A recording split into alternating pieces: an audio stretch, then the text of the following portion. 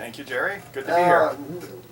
Listen, I mentioned last Sunday that my golf game has improved, well, noticeably since I took a few lessons from you. And all I've done is taken a couple lessons. But before we get into that, I want you to tell our listeners about the organization that you are part owner of, and it's called Golftec.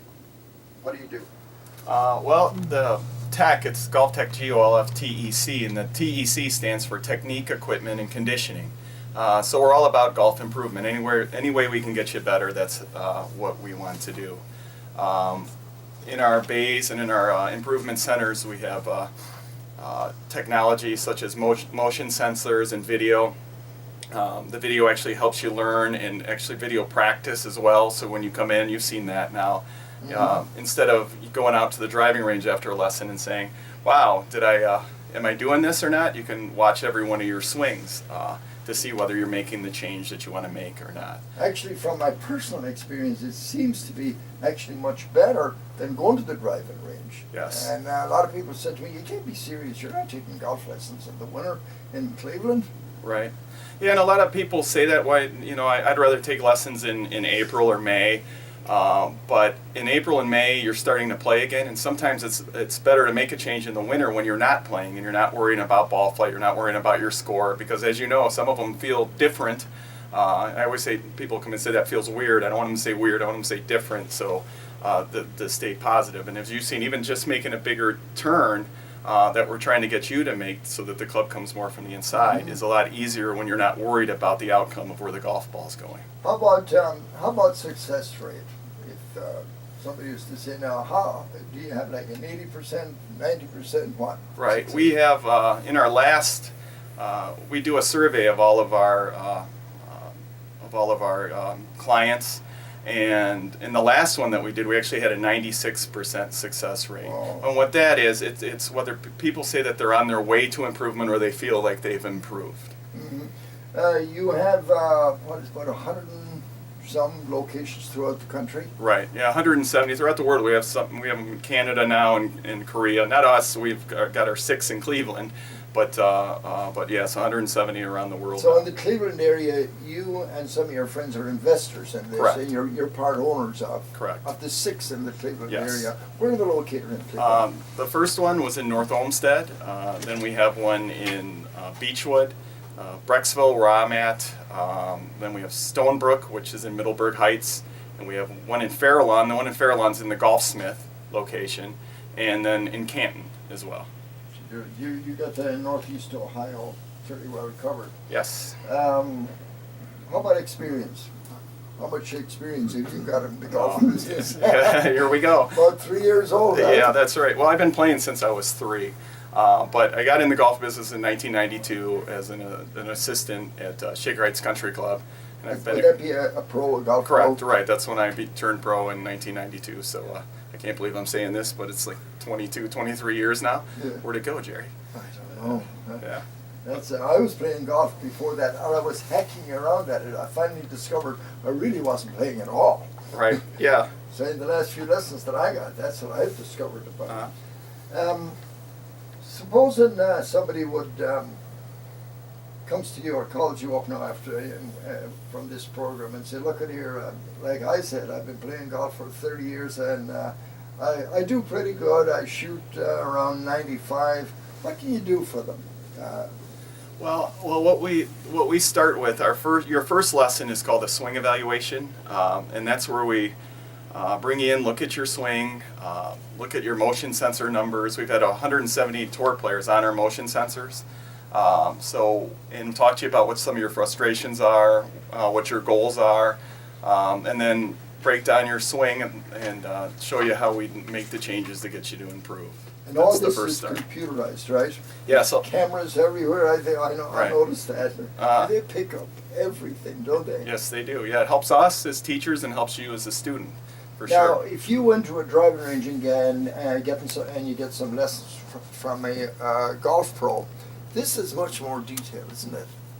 Yes, it is. I mean, there's a lot of pros out there that are using cameras and video as well, and they all do. I mean, they do good jobs.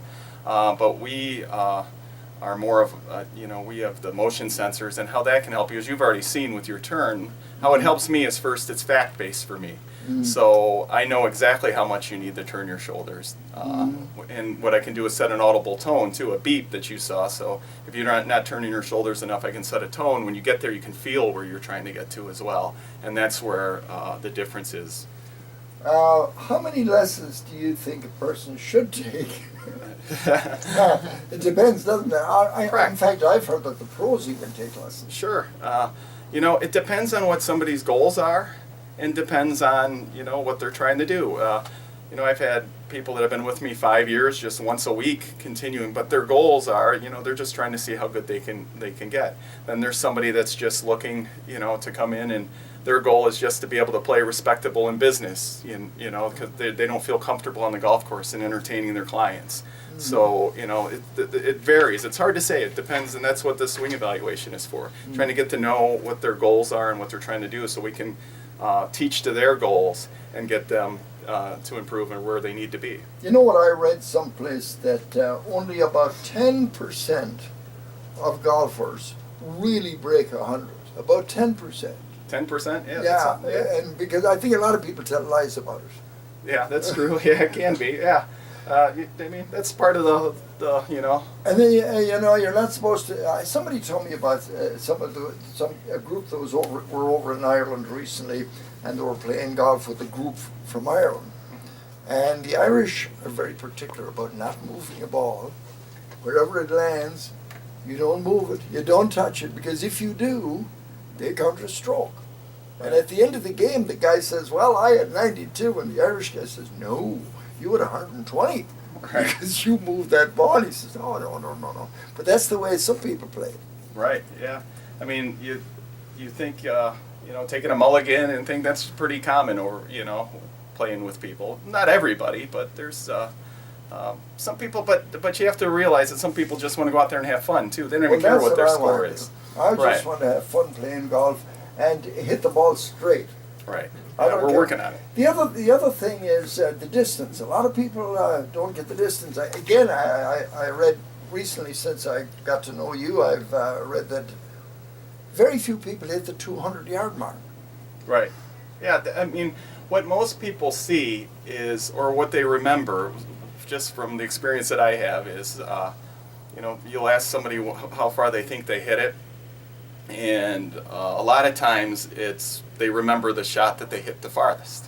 Mm-hmm. Or even the yardage sometimes. If it's a dog leg, you can cut off some of the yardage. So you go, hey, I hit it like 220, when actually you hit it maybe 190, and you took off some of the distance cut in the corner, things like that. But we have, you've seen we have the launch monitors in there, so we do have ball flight in our bays. So, and that's where it's helpful for people too, because then with those, it tells you exactly how far you hit your clubs, and it can help you in your round where hey, I have to get it over that bunker, and we can help you figure out what club you need to hit actually to do that. Okay, going to come back and talk more with Kevin. Sounds good. 10:29 here on the Irish Show. I have a lot of potential clients still at the Browns game. You could teach a lot of them how to play golf, I'd say. A lot of them that think they're good golfers. A lot of them at the Browns game, though, they don't understand, what I'm saying, after in the Muni lot for a while. But yeah, that's right. I don't think they care whether they get the game or not with all that tailgating. But listen, you have a holiday package, right, that you're offering. Yeah, to get people, if you have somebody that you don't know what to get and they play golf, you can get our swing evaluation this month for $99, and that's 75 minutes. And then we also have a swing evaluation, 30-minute lesson, and a practice, 30-minute practice there for $199, and then great value there. Right, and then the swing evaluation, 3 lessons and 3 practices for $299. Is what we run in December. Now that's at all of the 6 locations. Correct. In the Cleveland area. Correct. You can go on the golftec.com and even order it up on there as well. That's GOLF right? Yeah, and it doesn't have to be capitalized on the web address, but GOLFTEC, no H at the end. And if they wanted you as the coach, yeah, you could do that. Right? Can they ask for you? Yes, they can. And any of our, and we have more than, we have 4 or 5 at some of our improvement centers. So, you'll be able to find somebody that fits of what you want to. Now, if somebody buys a package, can they practice during the week? Yes, yeah, there's always video practice. There's some that are just lessons because not everybody wants practice. Some people are too busy, they're flying all over the country, so they just do the lessons. But But the if majority, somebody buys that, and that's where we see the most improvement because they're working on their swing, between lessons. Like anything else, if you take piano lessons and, in between your lessons, if you don't practice, you're not going to see as fast improvement as you do when you practice, for sure. That's right. So, Connie, Yeah, I wanted to say, if you don't have a Facebook page, you can look up Kevin Sullivan on YouTube, and it's Kevin Sullivan PGA. And One you A, look- PGA. PGA, I'm sorry. PGA. Okay. Pro Golf Association, yes? Right. Okay, and it's Kevin Sullivan. You can see in action. That's what I'd I'm- love to be able to play golf like he does, Connie. Really? Oh, Yes, he you makes know. it look so easy. Right, right. Well, it's practice, like you said. That's and right. and even the pros with taking a lesson, and what a great gift. If you can't think of something to get for the person who has everything, to get a golf lesson. Because really to improve those skills and how fun would that be?